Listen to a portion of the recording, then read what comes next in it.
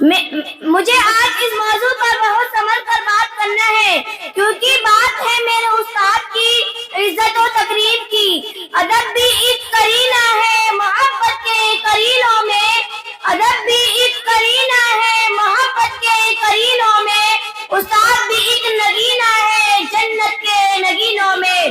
جناب عالی وقار، طالب علم اور استاد کا رشتہ تمام رشتوں میں مقدس اور پاکیزہ ہوتا ہے، کیونکہ استاد گموں کو یقین میں بدلتا ہے، بنجر زمین کو خلیان بنا دیتا ہے، پتھروں کو تراش کر نگینہ بنا دیتا ہے، چشمے بصارت کو نگاہ بصیرت کی شبوں میں سورج نکالتا ہے۔ معزز سامعین، استاد کو معمار وطن کا درجہ دیا گیا ہے۔ وہ کسی بھی قوم کی ترقی میں ریڑھ کی ہڈی کی حیثیت رکھتا ہے۔ اس کے لہجے میں مٹھاس، نگاہوں میں شفقت اور رویے میں پیار ہوتا ہے۔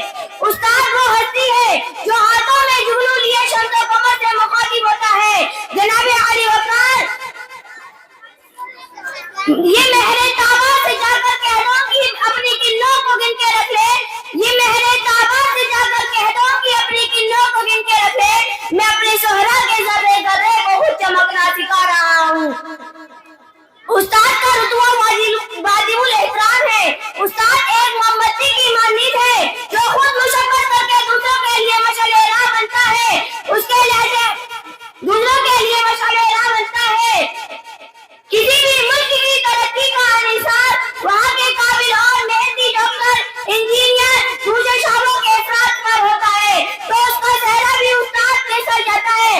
امام غزالی فرماتے ہیں، میرے حقیقی والدین نے مجھے آسمان سے زمین تک پہنچا دیا، لیکن میرے روحانی والدین نے مجھے زمین سے اٹھا کر آسمان کی بلندیوں تک پہنچا دیا۔ یہ مہر طابہ سے جا کر کہہ دو کہ اپنی کنوں کو گن کے رکھ لے، یہ مہر طابہ سے جا کر کہہ دو کہ اپنی کنوں کو گن کے رکھ لے، میں اپنے صحرا کے ذرے ذرے کو خود چمکنا سکھا رہا ہوں۔